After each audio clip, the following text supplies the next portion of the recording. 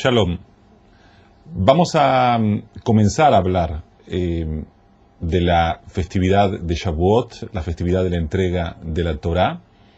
Y antes de, como ustedes pueden leer, que se trata de una introducción, o sea que antes de empezar directamente con lo que sucedió el 6 de Sivan, vamos a tratar de entender qué significa el contenido de una festividad que, si bien lleva el nombre de Shavuot, semanas, y que nosotros lo asociamos claramente con la cuenta de las 7 semanas anteriores a la recepción, a la entrega de la Torá, en sí la festividad significa o implica el hecho de recibir la Torá. El pueblo de Israel sale de Egipto en Pesaj y recibe la Torá en la festividad de Shavuot. Es muy importante tratar de entender que, así como en la noche de la Leila Seder, la noche de Pesaj, decimos que una persona tiene que verse a sí mismo, está obligado a verse a sí mismo, como si él estuviese saliendo de Egipto. Y no se trata únicamente de un acontecimiento histórico sucedido, sino que tiene que poder también vivenciarse en el momento, en el presente. Exactamente lo mismo tiene que aplicarse a Shavuot y al resto de las festividades. O sea que Shavuot significa una persona está obligado a verse a sí mismo, considerarse a sí mismo, experimentar la recepción de la Torá nuevamente en el pie del monte de Sinaí. Hay que ver cómo se puede lograr esto, o sea, cómo podemos cumplir de algún modo este precepto de recibir la Torá, siguiendo el espíritu, por supuesto, de nuestros textos. El modelo que se presenta en la Torá es muy claro, muy organizado, muy sistemático, muy didáctico. Primero se sale de Egipto, que es lo que hemos hecho, espero, durante la festividad de Pesaj. Después se atraviesa por el desierto y se va rectificando la persona, perfeccionando la persona, hasta que llegamos al día 49, o sea, 7 por 7 es la cuenta del Omer, y el tercer paso es, ahora sí, recibir la Torá. O sea que hay un orden absolutamente claro y determinado. Creo que la pregunta que estamos obligados a formular es ¿por qué la Torá es entregada o fue entregada en ese preciso momento? Y no porque, les recuerdo que estamos hablando en todo caso del libro del Éxodo. ¿Por qué no se entregó a los patriarcas la Torá? O sea, ¿por qué no se entregó a Abraham, a Isaac, a Jacob?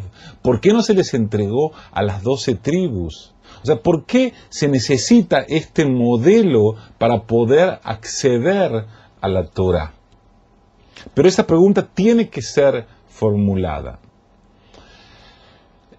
Alguna vez escuché hace muchos años del Rav Moshe Shapira Shlita que existe una Torá que se puede llamar la Torá de Abraham y existe una Torá que puede ser denominada la Torá de Moisés. Significa,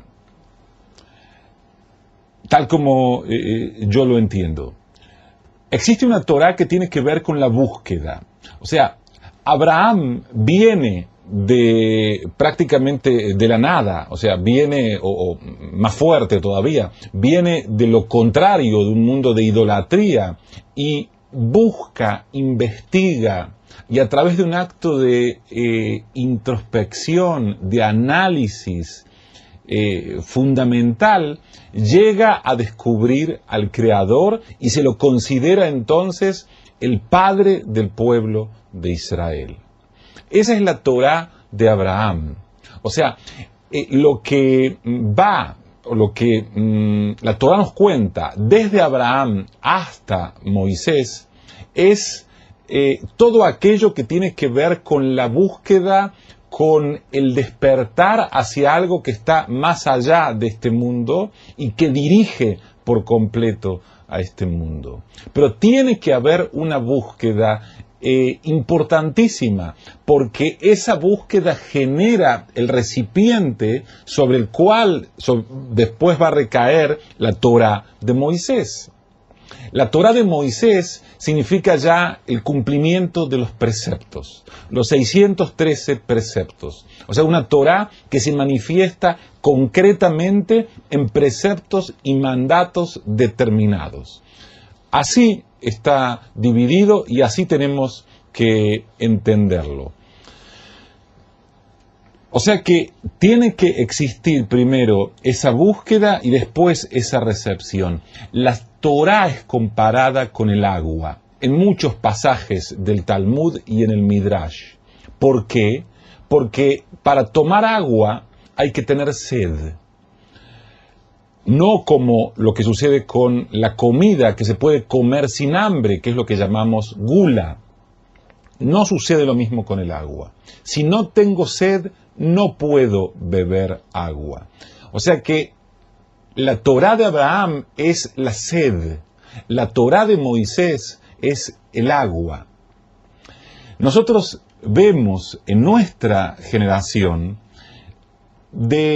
como todo lo que suele suceder en nuestra generación, que no se destaca por su altísimo nivel espiritual, que las cosas se llevan o a un extremo o al otro extremo.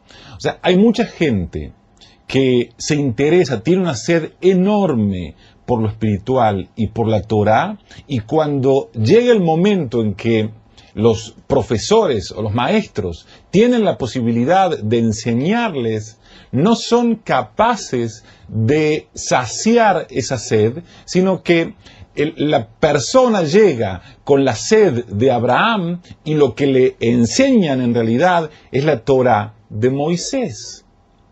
Sucede aquí normalmente una contradicción muy triste, porque vemos muchas veces gente que llega realmente buscando, realmente interesado, apasionado, necesitado, desesperado incluso, por encontrar respuestas, y lo ponen a estudiar la Torá de Moisés, que evidentemente hay que llegar ahí, pero hay un método para llegar ahí.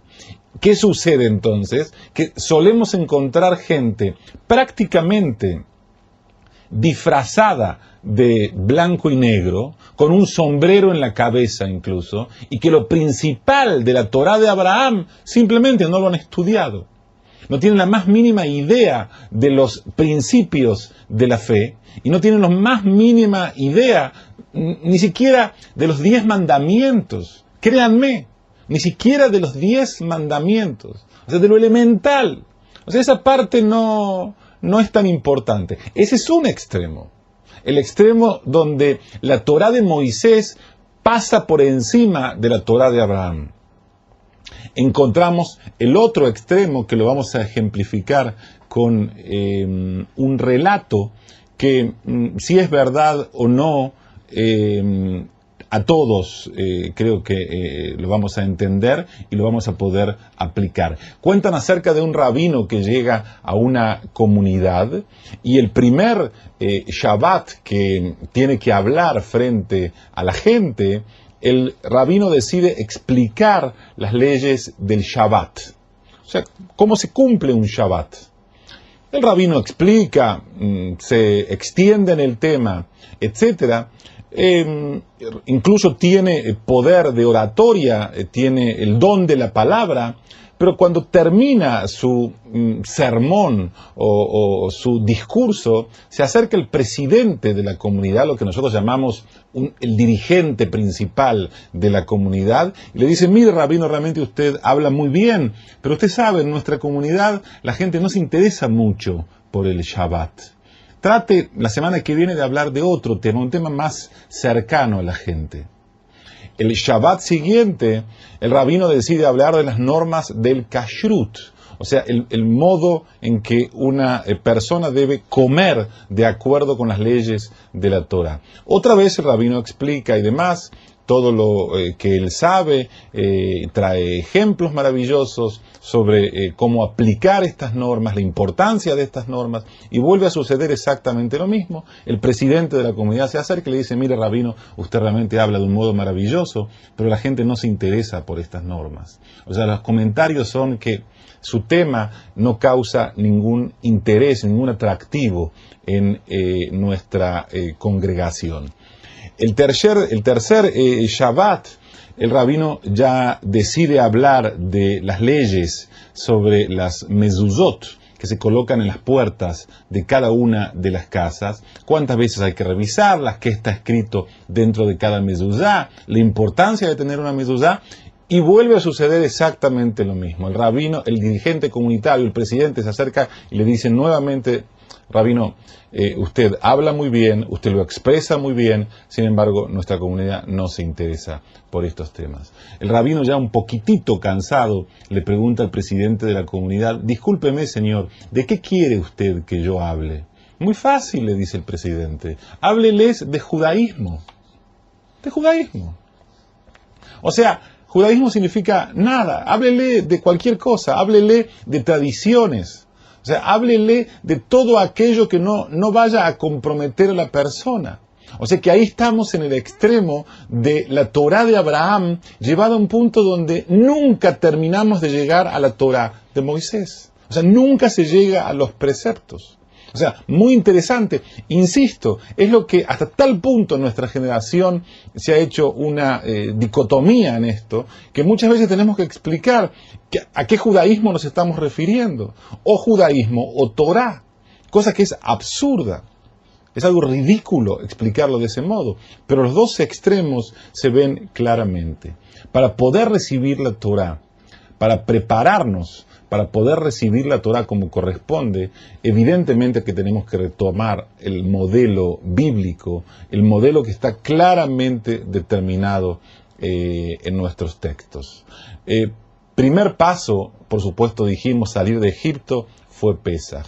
Segundo paso, 49 días de cuenta. Explica el Rav, el libro Bnei Sahar, el Rav Tzvi Elimelech Shapira de Lublin, que el número 49 es el valor numérico de la palabra Lev Tov, un buen corazón.